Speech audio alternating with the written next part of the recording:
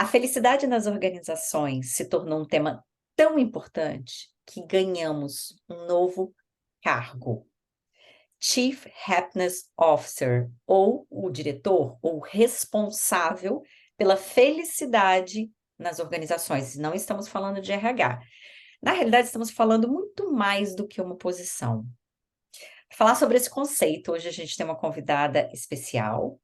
Nós temos a Carol Bueno, ela é uma amante do universo da felicidade, né, Carol?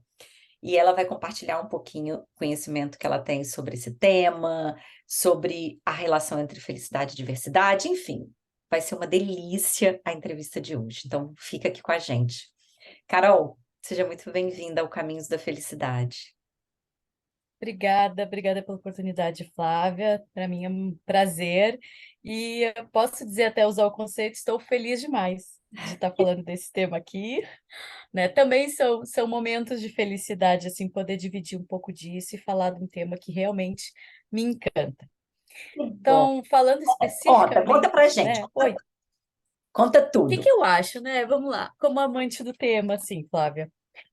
A gente surgiu com essa nomenclatura de Chief Happiness Officer, existem hoje cursos sobre esse tema. Eu tive o primeiro contato com os assuntos quando eu fiz o meu MBA na PUC, em 2018, de Gestão e Inovação.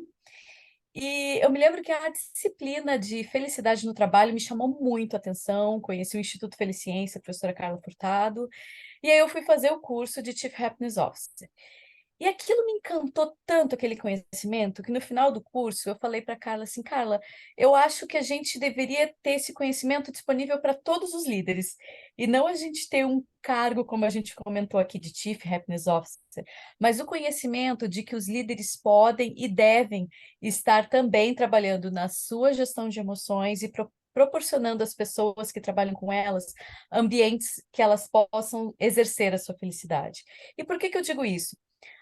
A gente vem evoluindo numa escala em que a gente consegue ter a consciência de sermos seres únicos, mas integrais em todos os nossos papéis. Então não adianta eu ser uma pessoa em casa e outra pessoa no trabalho. A gente é um só. E aí, para a gente ser esse ser feliz em um solo, em todos os lugares, em todos os nossos papéis, a gente precisa olhar o que a ciência nos traz hoje como os nossos dois lados de exercer a nossa felicidade. A hedonia, ou seja, a nossa gestão das emoções, o que, que o ambiente externo pode nos ajudar, contribuir para isso, e a eudaimonia, que é também o que a gente olha para nós, o que nós podemos fazer para exercer a nossa paz interior. Então, não é a organização que faz tudo? Não, nós temos uma maior parte nisso. Mas como as organizações podem nos ajudar a fazer essa gestão das emoções? Então, muitas empresas que hoje são atentas às questões de ESG e sabem do papel das pessoas, a responsabilidade com que elas têm, que as pessoas estejam bem naquele ambiente, elas buscam trabalhar com isso.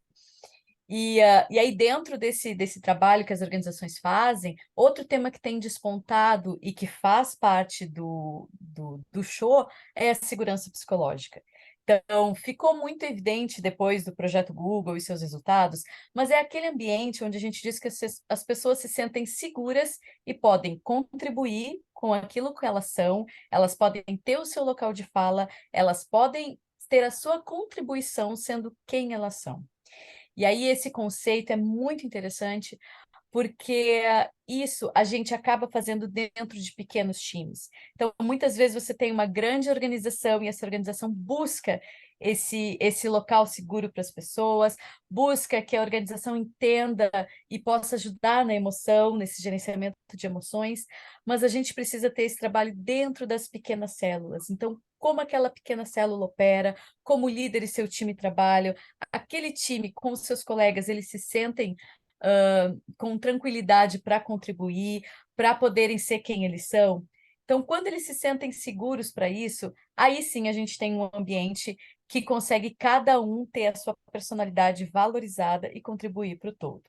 E assim, todas as pessoas conseguem ter um ganho com isso? Todas as pessoas. Mas uma das questões que a professora Amy Watson levanta é justamente a questão da diversidade. Porque hoje, quando a gente... É um outro tema enorme, que muito se fala, mas diversidade é nós termos pessoas diferentes, e todos somos. É claro que nós temos grupos minorizados em que nós precisamos ter fortes ações, afirmativas, precisamos, mas cada um de nós é um ser único. E nesse sentido, a gente percebe que esses grupos minorizados, eles são o grupo que mais consegue mostrar o quanto um ambiente seguro psicologicamente faz a diferença na vida deles e pode sim contribuir para as questões de felicidade. Então, nesse ponto, eu me vejo muito como uma mulher, a minha formação é engenheira, então sou mulher, engenheira, é um ambiente historicamente considerado masculino, então Verdade. muitas vezes foi um lugar em que eu olhei para os lados e não via uma pessoa semelhante a mim, não via uma mulher nos locais de poder. Então, o momento que eu encontro esse ambiente, eu me sinto confortável e segura para ser quem eu sou em todos os meus papéis. Eu mulher, eu mãe, eu profissional, eu amiga, para conseguir, enfim, ter esse ambiente próprio para me ajudar a gerir as minhas emoções e conseguir estar nesse ambiente sendo feliz e contribuindo para os resultados da organização. Não, Carol, é perfeito essa sua fala. E assim, partindo para uma prática, para os líderes que estão ouvindo a gente hoje, o que você poderia direcionar, o que você poderia sugerir de algo prático que eles consigam, ou pelo menos começar a olhar? Eu gosto muito de ler, Flávia. Então, eu acho que assim, a Organização Sem Medo é um livro bússola de segurança psicológica. Eu gosto muito dele. E tem um livro assim que aí eu acho mais inicial ainda, que fala um pouquinho de diversidade, um pouco de quanto a liderança pode nos ajudar, que é da Liliane Rocha, da Gestão Kairos, se chama Um Líder Inclusivo. Então, para mim, um líder inclusivo, ele vai conseguir olhar essas diferenças e ser atento a isso, atento a escutar, para conhecer aquela pessoa. E eu não falo de amizade. A gente nem sempre busca uma amizade nesse líder. A gente busca alguém que seja atento aos detalhes, que entenda que talvez aquela pessoa que é um diferencial da equipe está passando por um momento um pouco delicado e que ele pode ter um comportamento um pouco diferente do que o normal, ele não está num dia bom. Talvez aquela pessoa não seja a pessoa que saia dizendo, nossa, eu estou com um problema familiar. Mas se aquele líder ele estiver atento, ele pode notar que algo está acontecendo e o ambiente pode estar seguro para aquela pessoa dizer, olha, eu não estou num momento legal, hoje eu não vou participar daquela reunião, tá? E não que aquela pessoa tenha, nossa, eu preciso estar aqui, e na verdade não está. A gente tem essa cultura de trabalhar muito, de demonstrar em quantidade de horas trabalhadas. E porque a gente não tem a segurança de fazer diferente, né? E num ambiente, assim, querendo ou não, que ainda cultua a produtividade a qualquer Sim, preço, né, a gente percebe essa loucura que é o consumo de remédios, de drogas para aumentar a produtividade, enfim, de várias técnicas. Então esse culto à produtividade enlouqueceu, essa é a enlouqueceu. verdade, enlouqueceu as pessoas. Então, assim, pela sua fala, a gente percebe que o que nos trouxe até aqui não é o que não vai nos levar daqui para frente. Então, Não, para nós, para os líderes, para todos que estão, né, que no mercado de trabalho, eu acho que é um grande momento de uma nova reflexão, de sentido, né, do significado disso tudo, da importância do trabalho e da importância do líder em não só entregar o melhor resultado para a empresa, para os investidores, mas sem destruir o ser humano que está por trás, que é quem vai entregar esse resultado. Então é um olhar completamente diferente. Então da minha parte, assim, eu estou muito feliz de estar vivendo esse momento, sabe, dessa grande com certeza, mudança. E nós fazemos parte disso, né, Carol? com Olha, eu te certeza. agradeço demais pela sua participação, foi muito gostoso.